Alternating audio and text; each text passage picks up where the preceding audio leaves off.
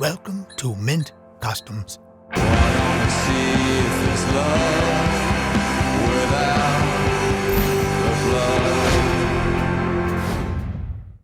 So while Simon was building the drag bike, this arrived in the workshop for some fabricating work. I couldn't stop looking at it. It's so odd.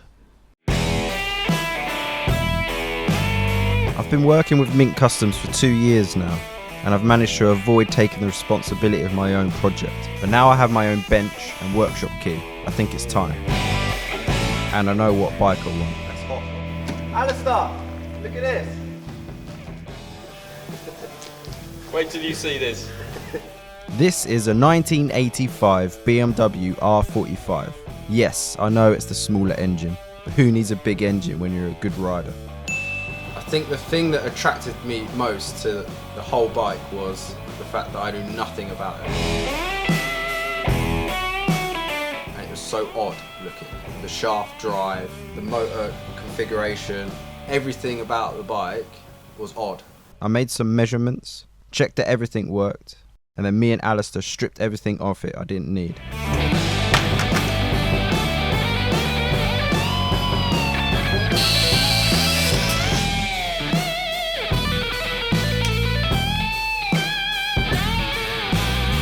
I guess the big question is, what am I going to turn it into? Yeah, I think the idea is we're going to go cafe racer.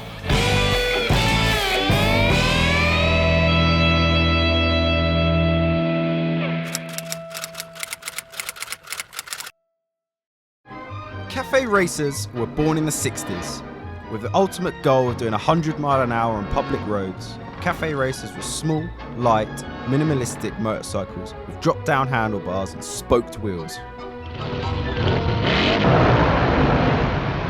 With a fine weekend, a powerful motorbike, and a girlfriend on the back, the Ton Up Boys set off. 2 short days for riding high and fast, to wind and weave, and often to be a menace. The first and most famous race was Watford to London. Often, these hardcore motorcyclists would plan routes around their local cafe, pick songs on their jukebox, and compete against each other to get back to the cafe before the song had finished. Their uniform is black leather, their hair a sergeant major's nightmare, and the 2 words on everyone's lips, the ton, 100 miles an hour.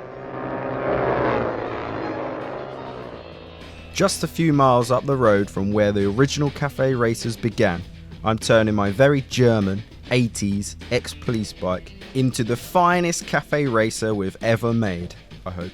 The easy bit's done. The hard bit begins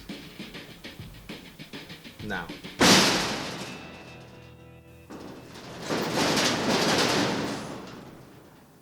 Hello?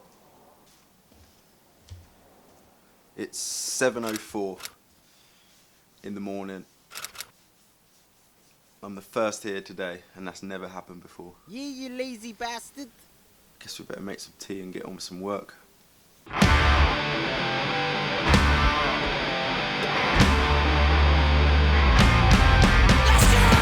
While I was away racing at British Superbikes, I spent an evening after work rebuilding the front forks and shortening them by 60 mil.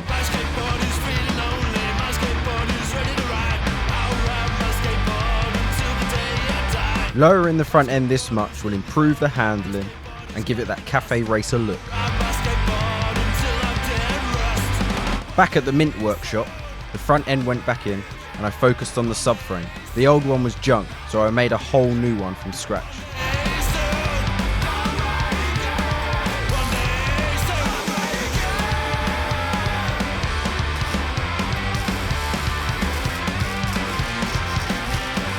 Moved the shock mount and a number of other boring, tedious jobs.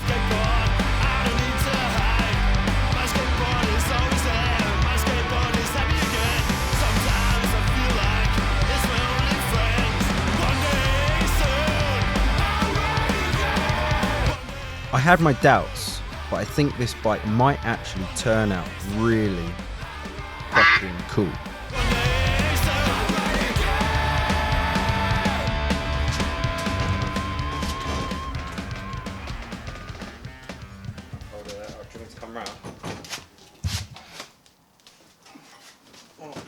Something's gonna touch me.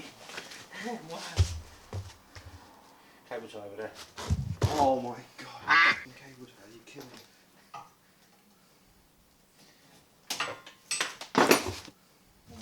This is Lee. He likes to carry engines. Thanks for your help, mate, and I'm sorry about the cable tie.